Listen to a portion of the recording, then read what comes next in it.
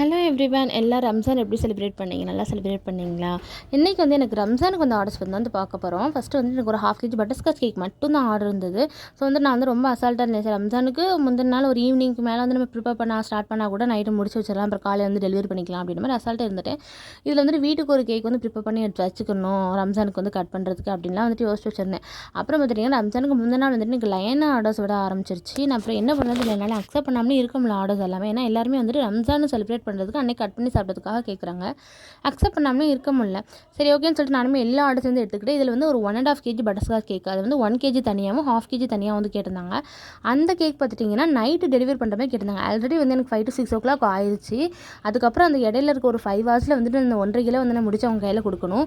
So வந்துட்டு நான் first 2 kg butterscotch cake வந்து மொத்தமாக வந்து ப்ரிப்பேர் பண்ணி எடுத்து வச்சுக்கிட்டு அதுக்கப்புறம் வந்து முதல்ல இந்த 1.5 கிலோ கேக் வந்து ப்ரிப்பேர் பண்ணி அன்றைக்கி நைட்டு வந்து ஒரு வழியாக நான் டெலிவரியும் பண்ணிட்டேன். அப்புறம் வந்துட்டு ஒரு 1/2 kg பட்டர்ஸ்காட்ச் கேக் வந்து முன்னாடி ஆர்டர் பண்ணியிருந்தாங்க. அது வந்துட்டு நெக்ஸ்ட் டே வந்து ரம்ஜான் தான் கேட்டிருந்தாங்க. அதையுமே நான் வந்து நைட்டே முடிச்சு வச்சுட்டேன். அதுக்கப்புறம் பார்த்தீங்கன்னா ஒரு 1.5 kg ரெட் வெல்வெட் கேக் வந்துட்டு கேட்டிருந்தாங்க.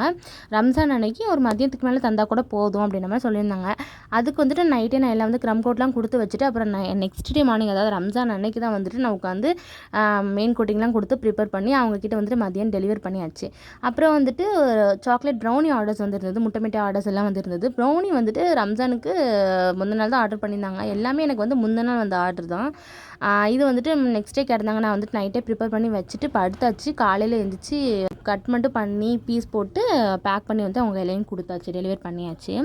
முட்டை மிட்டாய் பார்த்தீங்கன்னா எனக்கு வந்துட்டு நைட் ஒரு 11 o'clock சம்திங்கில் வந்து ஆர்டர் கன்ஃபார்ம் பண்ணியிருந்தாங்க. 1/2 kg முட்டை மிட்டாய் ரம்ஜான் அன்னைக்கு மதியம் வந்து டெலிவரி பண்ணுற மாதிரி சொல்லியிருந்தாங்க.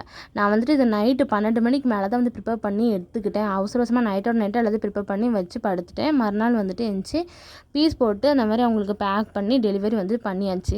ரம்ஜான் வந்து எனக்கு இப்படி தான் போச்சு. உங்களுக்கு எப்படி போச்சுன்றது வந்துட்டு கமெண்ட்டில் சொல்லுங்கள். எப்படியோ ஒரு வழியாக வந்துட்டு எல்லா கஸ்டமர்ஸுமே வந்துட்டு ஹாப்பி. ஸோ வந்துட்டு அதுவே எனக்கு ரொம்ப சந்தோஷமாக இருந்துச்சு. அண்ட் நாளைக்கு வீடியோவில் பார்க்கலாம். பாய்.